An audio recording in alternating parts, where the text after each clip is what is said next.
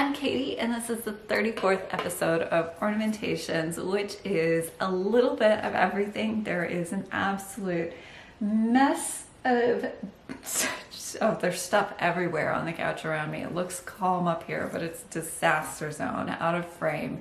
And that always makes for a good episode with a lot of different things in it. So for today, I have a fabulous FFO to share with you, as well as a finish, not yet fully finished, 2 exciting new starts, some new haul, and then we'll also be marking the 1-year anniversary of the Simple Harmony. Stitch Along the Box has returned from its travels. I picked it up from Needle in a Haystack on Friday, and then later in the episode we'll be talking about some ideas to personalize your box. As a reminder, it's never too late to join the Simple Harmony Stitch Along.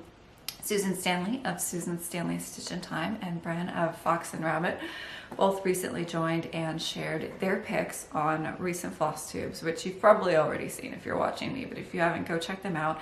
Bren is stitching with the fabulous burgundy that was suggested in my alternate colorways, and Susan is stitching with a wonderful dark blue that's going to be absolutely gorgeous. So go see their Flosstubes if you haven't seen them already, and if you've been thinking about the top box but haven't yet joined or started, it's always a great time to make this beautiful piece, and I strongly encourage you to personalize the box and make it your own. Yours doesn't have to look exactly like mine. All of the alternate colorways stitches I've seen in progress are absolutely stunning. I mean, it's a beautiful pattern that lends itself, I think, to all different kind of interpretations.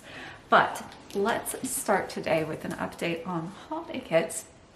And a huge thank you. The response to the holiday kits has been absolutely wonderful. The shipping was a little overwhelming last week. I was quite busy, but I'm thrilled to report that as of the time of filming, I am current on shipping all stocked orders, and then pre-orders will be filled on a rolling basis, and I'm working really hard to get those to you as quickly as possible. I was cutting and pressing linen this weekend, and materials are on order to fill the first batch of pre-orders. Quick recap on the holiday kits, although full details are in the last episode, 33. The 3 kits available are Theodora, the 2022 holiday ornament. She's an original with felt and sequins that comes in this fabulous box with downloadable full color PDF instructions that are quite extensive.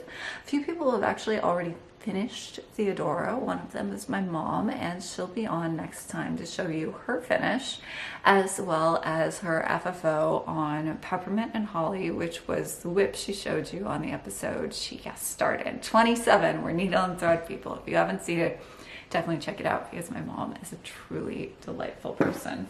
Much more delightful than I am, in all honesty. And then the other kits available are Brenda Gervais, The Bells of Christmas. And then to answer a question I received recently, yes, this includes enough linen to stitch both bells, front and back. I followed Brenda Gervais' finishing instructions, which have you backing both bells with the linen you use to stitch the fronts, as well as all of the ribbon and the thread for both bells. So stocked kits are currently sold out, but pre-orders are still available, and who can resist those beautiful bows? These are just, some of my favorite things that I've stitched this year. I love that. I love blue on a Christmas tree. It's not necessarily the most traditional holiday color, but I think it really pops on a tree. And then the last kit available, which is also on pre-order, is Brenda Gervais' Joy and Good Cheer. Again, full details on the stitch and the kit are in the previous episode. And then the link to purchase all of these is in the description below. So those are the 3 kits, and thank you so much to everybody who has ordered. It's just absolutely incredible. But with that, let's get on to some finishes. Oh, and I was going to just quickly show you again the other finish I showed you in the last episode. This is not a kit. This is my finish of the Scarlet House. Oh, I have to find where I put my charts.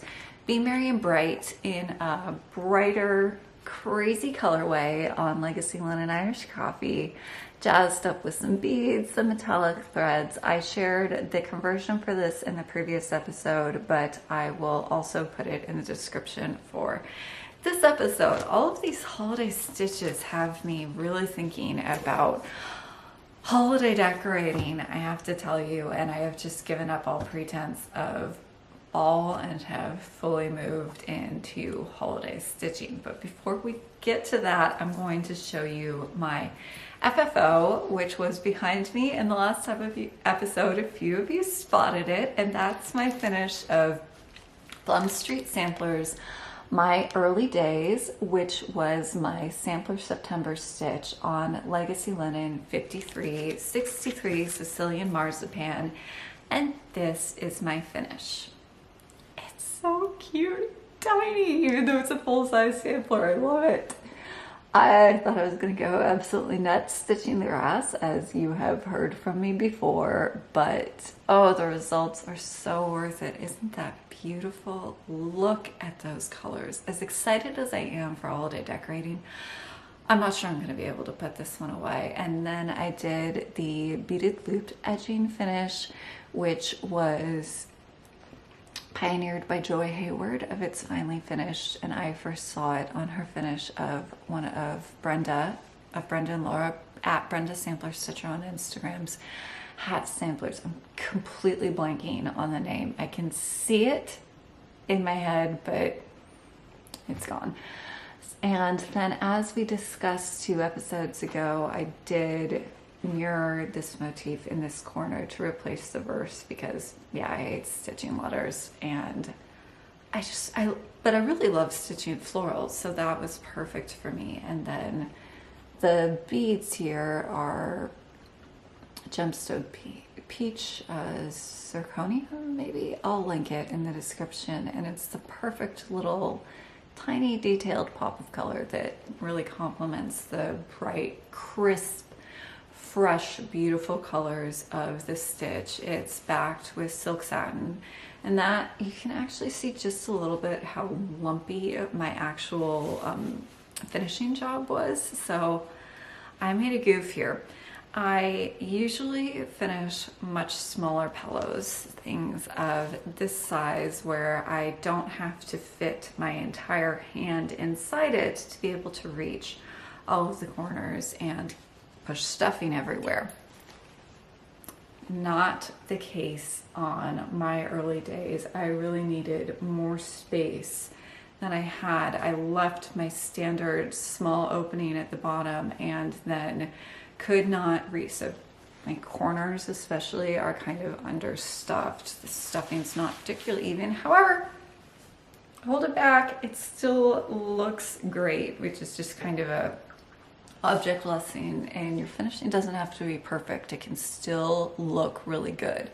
As usual, I stuffed with wool roving, and then I pressed it face down hard to get this kind of flattened out pillow, which allows you to, I think, fully appreciate the design. It doesn't roll out too much at the edge. So that's Plum Street Samplers, My Early Days.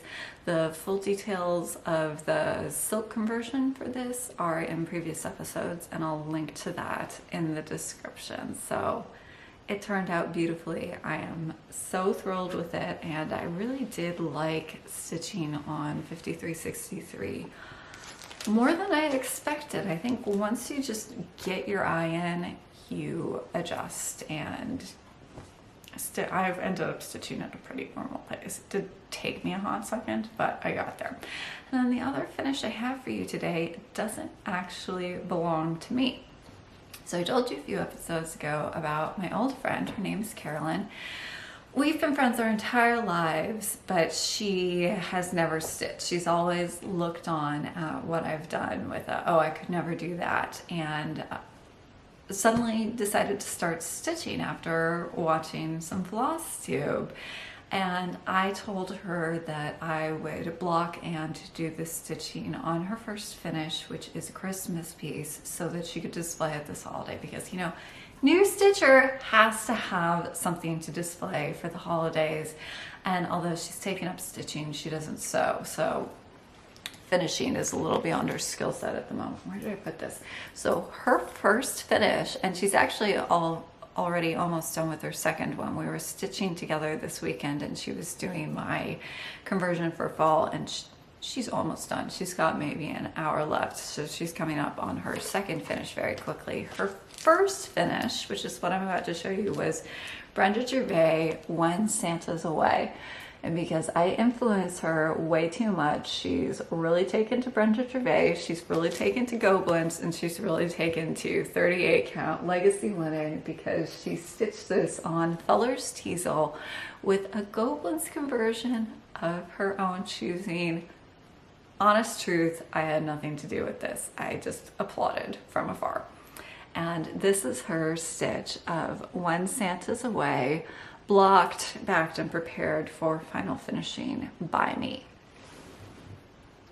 Isn't that beautiful? I love it. This is, truth, her very, very first cross stitch piece, and it turned out beautifully. I am so proud. I don't even know why I'm proud. I didn't have anything to do with this. I just egged her on, but super, super proud. And I think that the conversion is beautiful. I love how the warmer tan ground fabric here kind of warmed it up, because this actually wasn't at the top of my list, as I think I mentioned on the last episode, but seeing it on the Fuller's Teazel really made me rethink that.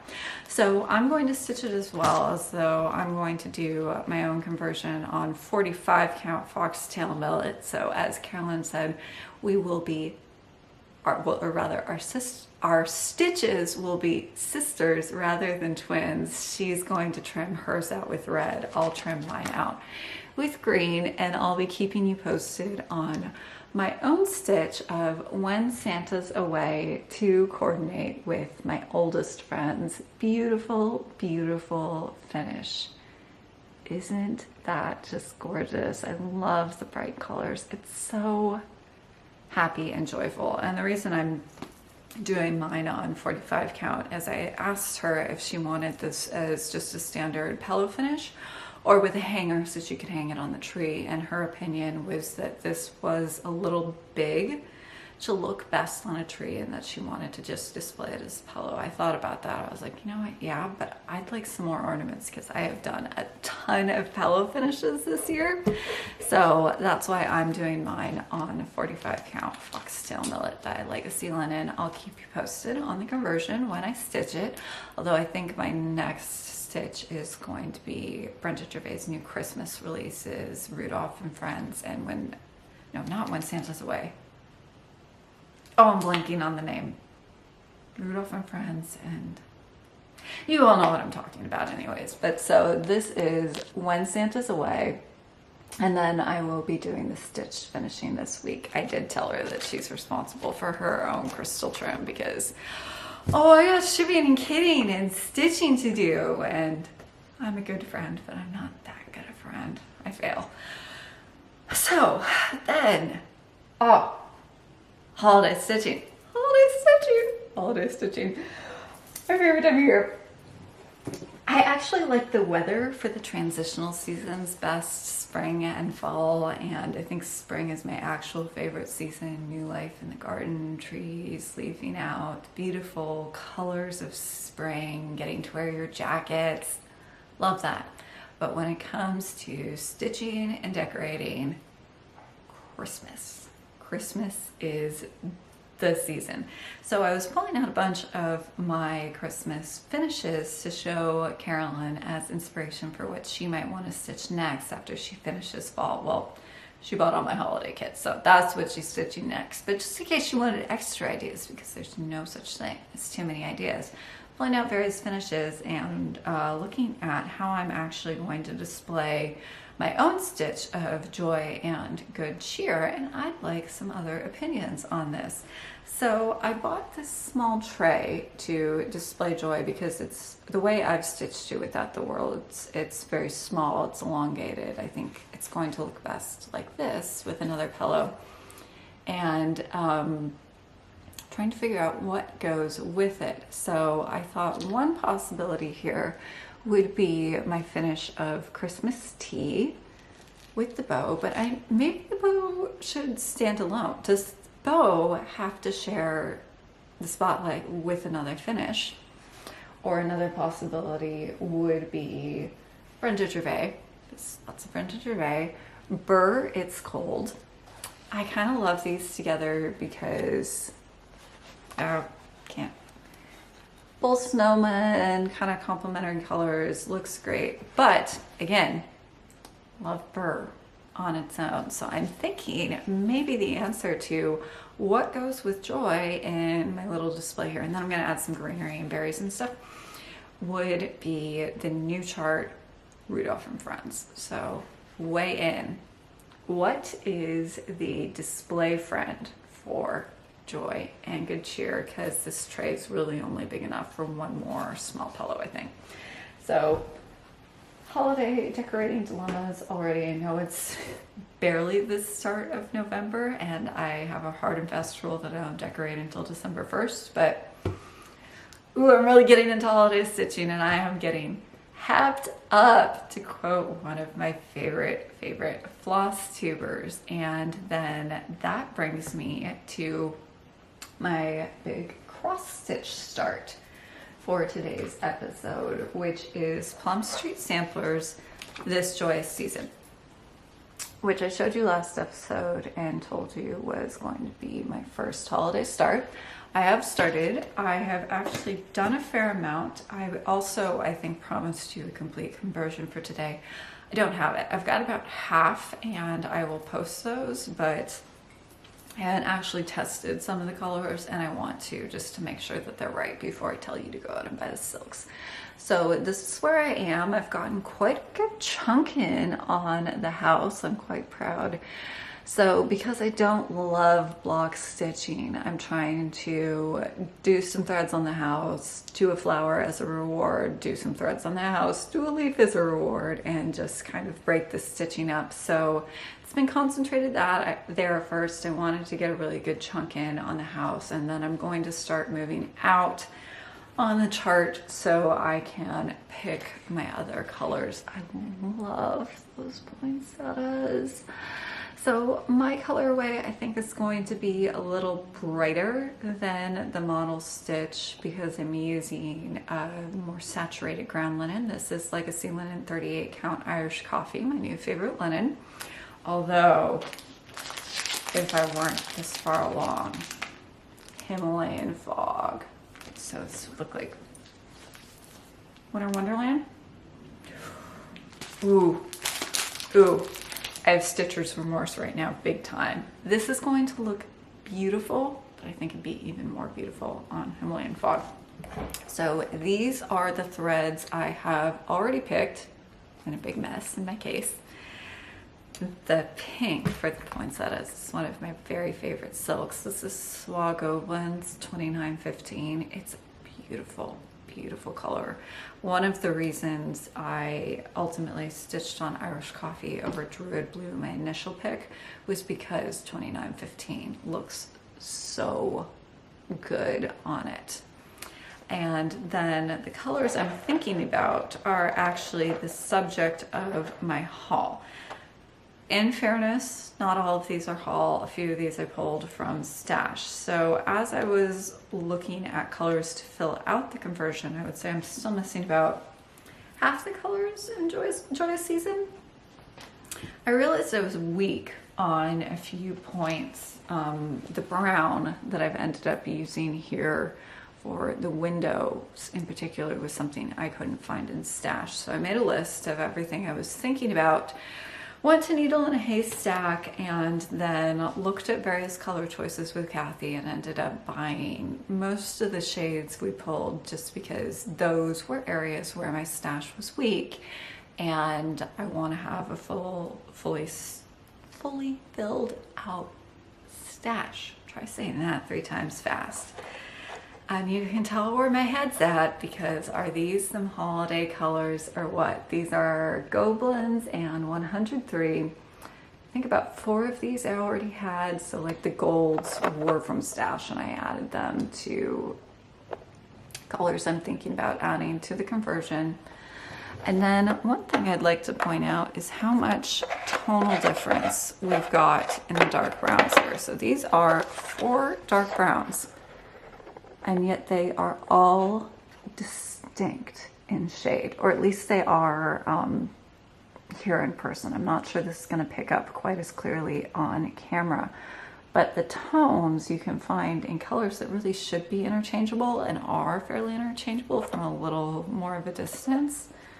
It's actually quite remarkable. It's one of the best arguments for having a really deep stash, because this brown was perfect. The others weren't quite right in the tones that they had. So I've got some choices for the pomegranates. I've got lots of choices for the trees. That's actually kind of a funny story. So I ended up buying the same 2 greens on 3 trips to Needle and a Haystack in a row, 718 and 707. I would see those in the tray every time, be like, oh, those are really nice greens, and buy them, come home, realize I already had them.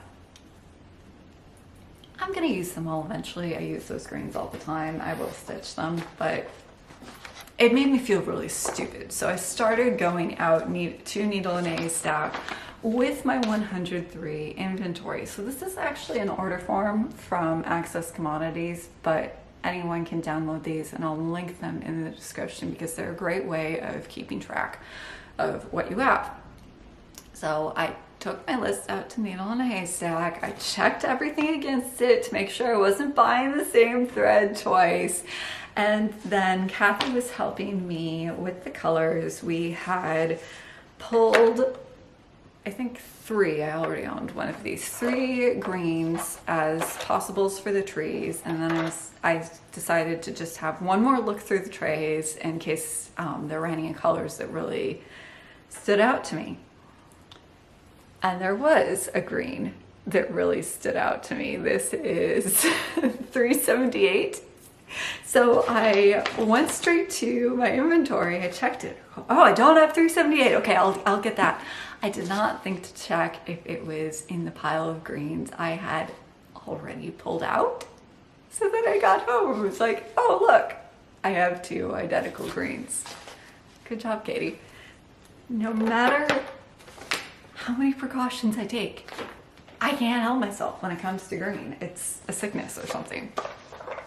I mean, there are worse sicknesses to have than too many green threads, but it did kind of make me laugh. You may be sitting here like, oh God, what is she rambling about? Stop talking and just show us the stitching already. But this Joyous season, I think it is going to be an absolutely stunning stitch, and I hope to have a full conversion for you. And next time, we'll see how far I can get on the house. So, chart,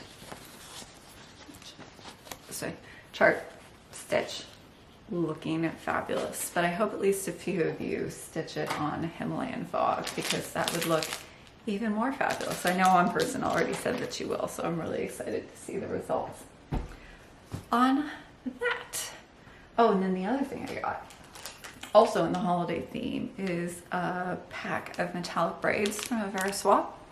So Needle and Haystack has these in stock, but you can also order these from the attic, or any LNS can order these. They are wholesaled by Access Commodities in these holiday colors. I love braid for ornament hangers. So the same braid in a slightly larger size is what's used for the hanger on Theodora, because I use a real tree at Christmas and that shreds ribbon. So when I put my bells on my tree, and this is noted in the conversion, just as an FYI, I will be doing so with a wire ornament hanger, because otherwise the needles on the branches would just shred this ribbon. But metallic braid is hardy enough that it can actually stand up to a tree. So that's why I have tons of this stuff. If you go back and watch my Christmas episodes from last year, you will see it all over the place. So when I saw this, ooh, beautiful pack, I just couldn't resist. Holiday on the brain. that's the story of what's going on with me right now. I did actually have a non-holiday stitch. For those of you who are not yet feeling the holiday spirit, or who aren't really seasonal stitchers, and this episode is boring you, I have a non-seasonal start to share with you. So we have been following the journey of my Brenda casket, which, if you're new to my channel, a casket in my terminology is a 17th century style embroidered box with wonderful embroidery. I got started on this journey by Thistle Thread's Cabinet of Curiosities Part 1 and 2, which I've talked about before, and we've been following the progress on my own Brenda casket, which now has top, front, and both sides and is only missing the back. I have had the designs done forever. If you look at my original drawing, the date on here is 2016. I did this in 2015. I thought I was going to have the entire casket stitched and done within a year, which funny, because it's 2022 and it won't be done this year. But I am thrilled to report that I have at last started this stitch. It's been sitting around for a little bit while I got all of the holiday kits ready, but in the calm before the storm, I finally started the back panel, and I don't have that much of a start to share with you, but I've got a little, so I'll share it anyways. And this is my panel as it stands now. I've got 2 flowers on the frieze, so lightly accented with goldwork thread, and there's a crystal in the center of each. And then a rose there, again with crystal. And then that's double twist gimp for the stem on the rose. And then I've started the drapes that go behind the figures. So this is needle lace, mostly done in soie perlée in the Thistle Threads historic color family. So up close, they'll look pretty stripy, but pull it back just a little bit and it just looks dramatically shaded, which is one of the tricks of the historic color families, although that's part of the Cabinet of Curiosities course. I'll let Trisha tell you all about that if you're interested. And the drapes are a wonderful framing device that connects the casket. The same colors in needle lace drapes are used on all 4 sides in slightly different configurations, stitches, and threads, but it's something that visually connects all 4 panels. They're not on the lid. The lid's kind of just a design and color outlier, but once the casket is finished, you'll be able to turn all 4 sides around and see this connecting color and design element that will tie everything together. As their background elements, they go behind all of the figures. That's why they're worked first, because stump work, as I've mentioned before, is all about order of operations. So in this panel, the floor and the drapes, both of which go underneath and behind the figures, are the things that have to go on first before I can get to any of these exciting people. And who are these people, I would ask? So here we have our, oh, that fell. Oh, bad. Thankfully my framing job's pretty sturdy and it can stand that, but you know what? I'm going to pause this and move that to a more stable location before I knock it over again. Well done, me. At least I didn't break anything. Where was I? Oh, who is on this panel? We have our heroine, Brenda, the Spencer's female knight. On the other side, we have her BFF, Amoret, who she is rescuing in this scene from the castle of the evil sorcerer who has taken Amoret captive, and every night he stages a mask to torment her. Very, very Webster, although this is actually written decades before the Duchess of Malfi, so I guess Spencer did it first. However, the way it's described in the book, you have all these characters and elaborate costumes, and I thought that would make a really fun panel to stitch. It's also kind of stupid to do for the back because you've got all these figures who are a lot of stitching, and I would really like to be done with this project, but I never do anything halfway, so stupid stitching for the back it is. Like I said, not going to be finished in 2022, but I hope to finish this sometime, and I will keep you abreast on my progress. Probably not going to be too rapid over the next few months because holiday stitching, calling my name. And then we will finish off today with the Simple Harmony box. So I'll give you just a quick look. Many of you have seen this before from the earlier episodes, but this is my stitch of the Simple Harmony box, which on the back I have personalized with my initials, and then the year I finished it, 2021, and then all of the initials on the box are family initials. So I didn't use Jacob's random alphabet configuration. I put the letters in the same places, but these all represent family members to me. So that was one way to personalize the box, although it's not something that's apparent to somebody just looking at it. And that's, well, something that I find nice, as if it's private and just for me.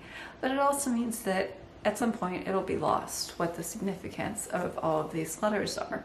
And we know that from the historic 17th century casket stitchers. Most of those girls, who they were, what they dreamed of, what their boxes and their stitching meant to them has been lost, because unlike samplers, they didn't stitch their names on their projects. So although a few have survived with their makers' names, most are anonymous. That's one thing I'd like to talk about today in marking the first year anniversary of the Simple Harmony box, which is making sure that your work does not get lost. If that's a thing that matters to you, it doesn't have to. So I've done quite a plain interior here. So just the red Duchess silk satin, the Florentine paper on the edges, and then currently the bottom of my box is just more of the Florentine paper. The only things that mark this as my box specifically, as distinct from any other box made with this pattern, are the initials and the year. As far as I know, mine was the only one finished in 2021. But there's nothing more here, and I have been thinking as time goes on that I need to add a little something more to this box. And what we've learned from the casket stitchers is that you can never count on the contents of a box and the box itself surviving together. They often get separated over time, which means anything that you really want to stay with the box, such as your name, got to be glued on or stitched on. If it can be taken out and removed, it is not secure. So my plan, and I was hoping to have this done already, but I've been a little busy with holiday shipping, so we'll check back in with this once I've done it, is that I am going to draw a little something and glue it to the bottom with my name and some information about the Simple Harmony project. Another way to do this, obviously the bottom is premium real estate because of the size. You can put as much information as you want. But if you're not looking to do something super high effort, so like Christine at Mountain Craft Studio actually stitched an extra piece to go in her lid, and that's a great option. It is a little more work. Another great piece of real estate on your box are these edges. So if you didn't use Florentine paper, if you used plain paper in any color you like, you could actually write your story on the edges here. Unless you have very steady hands, I would recommend writing it first and then gluing it down on the edges, but I really hope somebody does that. I think it would be very cool to open up this box, look at it, and then look a little more closely and realize there's a story being told on the edges of the box. So you could put your name, when you finished, when you started, the name of the project, you know, whatever it means to you. There's a fair amount of space here as long as you write small. So that's one idea, and then I will be keeping you posted on the alterations I make to my own Simple Harmony box as I make them. I've also been thinking that it's borderline criminal for me not to have anything in mind, given that I love making smalls and embroidered casket toys. So we'll also stay tuned on what's it gonna go in the box. That's something that I'm still thinking about, so TBD on that. So one last look at the Simple Harmony box. Again, mine is done in Goblin 779, a beautiful vibrant red. I've used the Thistle Threads gilt woven tape as my trim. I have done actual gold leaf on my wooden feet, and then plain red for the interior with the Florentine paper. And then of course all the details about this are on the page, as well as some alternate suggestions on colors, although again I can't emphasize enough how important it is to use the Legacy Linen 37 Russian tea cake linen, because the fit of the box is very exact, and linen that is even the slightest bit off will not fit the box in the same way.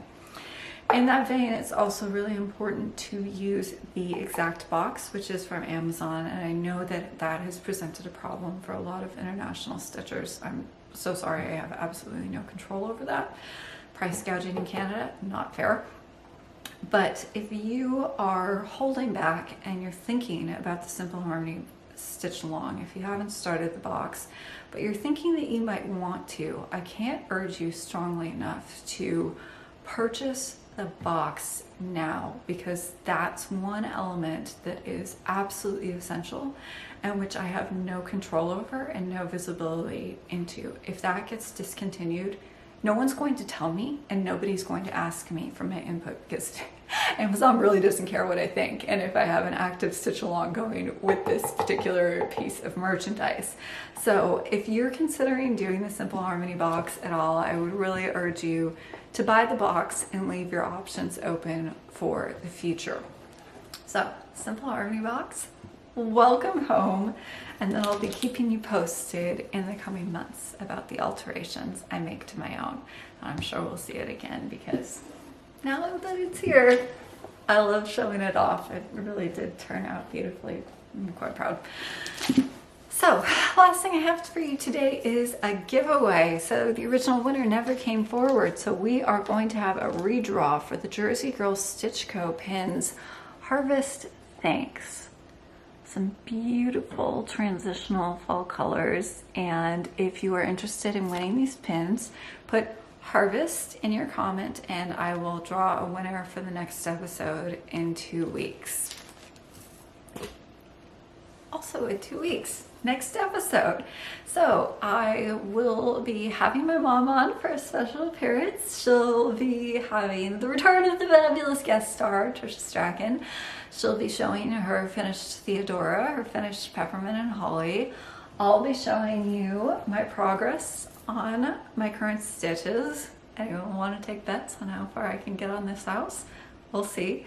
I should have the full silk conversion for this Joyous season available for you to use. I have posted the partial in the description, but it's only about half done. I haven't picked all the colors yet. I've got some pretty good guesses, but they're not final until I've actually stitched them on the linen and decided that I like them. And then in the meantime, I will be working on filling your holiday pre-orders. Last reminder, Theodora,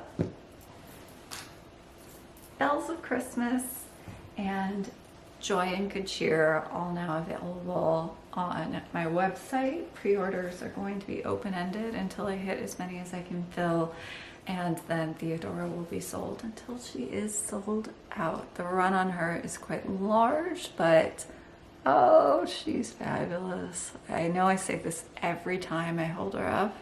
I can't get over those wings. So I will see you again in 2 weeks for lots of stitchy chat. And until then, Happy stitching.